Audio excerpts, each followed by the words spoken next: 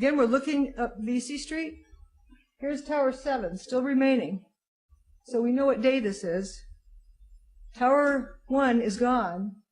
There's nothing at street level. Where are those outer columns? Anybody find them? Maybe they're hiding under that, somebody's hat there.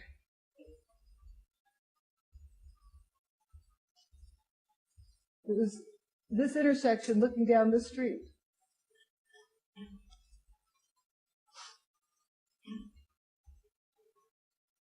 Holes. Heard about the holes. Cylindrical cutouts. See, this isn't one hole. This is a whole bunch of small diameter cylindrical cutouts that coalesced. And looking at using the wheat checks as a scale, looking at the diameter, it's about 24 feet in diameter consistently. The cutout? Yeah. The diameter, like this hole, that hole. There's some different sizes, but this is the most common size. So there's a hole there, but the material is gone, the outer walls will remain. Of this building. It's like if you were standing at the street level, you wouldn't realize that over half of the... Yeah, that 50% of the building's mass is gone. It looks like it's all still there. The mass is literally not dropped down in the bottom where it's pancaked down, but it's gone. It's just gone. Building 6.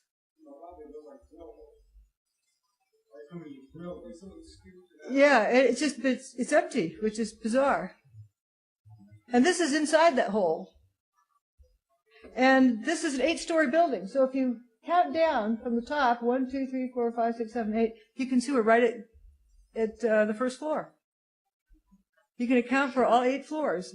They're sheared. Pardon me? They're sheared vertically. Correct, but there's no material left. It's like something just made them disappear in that zone. Let's look at Building 5 over in the far corner. It has, my goodness, 24-foot diameter holes. Here's a slightly larger hole, and folks would wonder what that corner is sticking out. Turns out it's a flipped piece. If you flipped it back, you'd find the cylindrical cutout below it.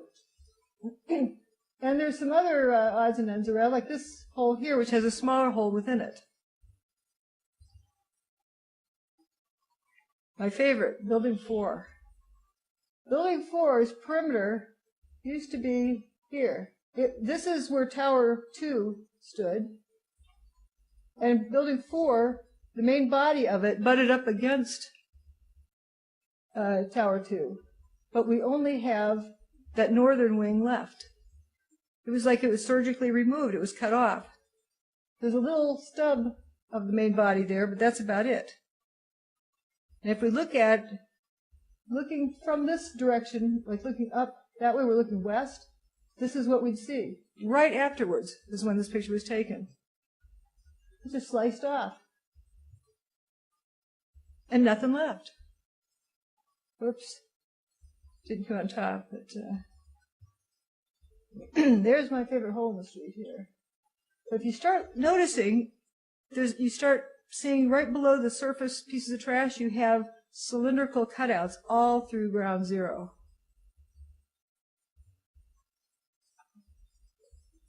So this is my favorite because the outer wall, that's the southern wall of Tower 2. It leans out into the street a little bit, and notice where it's missing material, right above where that circular cutout is in the middle of Liberty Street. And that hole is empty. Now I call this here hole 2. This is hole 1, hole 2, hole 3. Here they are climbing down into hole 2. All of those cylindrical cutouts sort of coalesced into a large underground open area. This was taken on the 18th of September. There was wet puddles down there these guys are walking through. This is the basement of Tower 2. There's no molten metal in that basement. What level of the basement? Pardon me? What level of the basement? The bottom. You could count down the levels in there, and they're walking on horizontal territory there, not anything, sloped and broken up. And like the folks walking around the PATH train station, the loading platform, just wet from all the fire hoses. They're not burning up down there, so it's not real hot. But you don't look for survivors by excavating, because you would damage the people if you're trying to save some bodies. So why is this area open? They didn't excavate it. There's no material there. It just disappeared.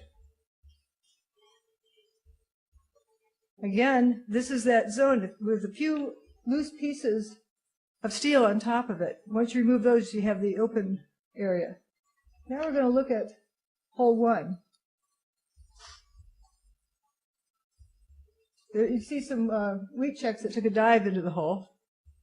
Now what is this piece of beam here? Why is it rusty like that? It looks kind of like Swiss cheese. Some other odd-looking things, but you can count down to the sub-basements. Look at all the, it is empty. So what made that hole? Here, they're going to rescue Roadrunner. They're down in the mall in the first sub-basement, the first level. Right above this roof, up here, is where the tower supposedly fell. But there's no building 4 above there. This is below the main body of building 4. The toasted cars. Now, my definition of toasted is, it's toast. It's history. It doesn't necessarily mean it's burned. It's just, it's ill-defined. It's just a generic term for, beyond hope. And there's where Tower 1 was. Tower 2. And there's the toasted car lot. They're parked over in here, where they're burning, and this is all paper in between. How did the cars burn up? You can see all paper in between, and the cars just spontaneously combust. Mystery. There it is, just paper and powder. After they got the fires out, those cars stayed there for quite a while, but they instantly rusted. Within a day, bright orange rust.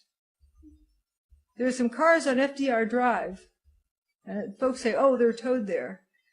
Well, okay, you can say that they're towed there. There's some interesting marks on the pavement that appear that they piled up on FDR Drive, or the road under FDR Drive, actually.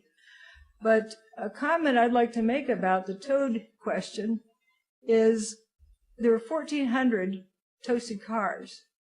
If someone is going to say that they were damaged next to the World Trade Center and then towed elsewhere, you got to find a place next to the World Trade Center where you can park 1,400 cars.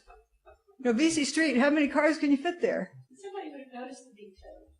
Correct. So, West Street, we saw pictures from West Street, and there's maybe 1 or 2 cars there, and Liberty Street, a couple of cars there, Church Street. The only street I don't have a thorough sight of what was there is VC Street, under where that overhead walkway garden area was. But how many cars can you fit there? 5, 10, 15? Certainly not 1,400 cars. But not only that, even if this one was towed, what did that to it? It looks like the door wilted. And the most hilarious thing, whatever ate it likes door handles. It gets door handles first and engine blocks. And I don't know how well you can see this, but it's even got the steel belting left, just not the rubber. The rear tire looks just fine. Nice new wax job in the back end, looks fine.